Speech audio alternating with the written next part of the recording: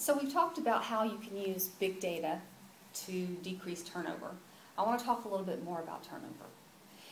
Turnover is one of those phenomena that we measure in a lot of different ways, and I've certainly learned this in working with a number of our healthcare clients, that when you ask them what is your turnover rate, that can mean a number of different things. So let's talk about how that's typically measured. Usually when you ask an organization what their turnover rate is, what they're looking at is how many people were terminated in a given year, divided by the total number of employees at the beginning of that year in the organization. And that's how they come up with the turnover rate. Well, when we think about turnover, there's actually good turnover and bad turnover. So again, turnover just means that someone has left the organization. We expect in today's world that a certain number of people are going to leave organizations, that everyone's not going to stay in their same position forever. So when we look at turnover rates, we want to try to identify what is acceptable turnover, if you will, and what is unacceptable turnover. And there are lots of opinions about what that rate should be. And I think that's a sort of a personal decision that each organization has to make. But when we look at the bad turnover, if you will, the turnover we want to avoid, then we have to ask the question, what are the reasons for that turnover? And I would argue that there are really three buckets that those reasons can fall into. So one is bad hires. You make a bad hiring decision, and that results in turnover.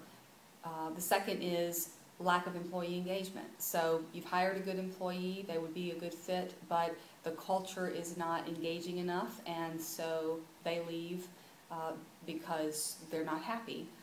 Or in some cases, they may be fired because they're not able to fit into the culture of the organization. And then the third bucket is compensation. So if your compensation packages are not competitive, that's certainly going to have an impact on turnover. If someone can do the same job somewhere else for more money, and the culture is not a compelling enough reason to stay, then compensation is a reason for employee turnover as well.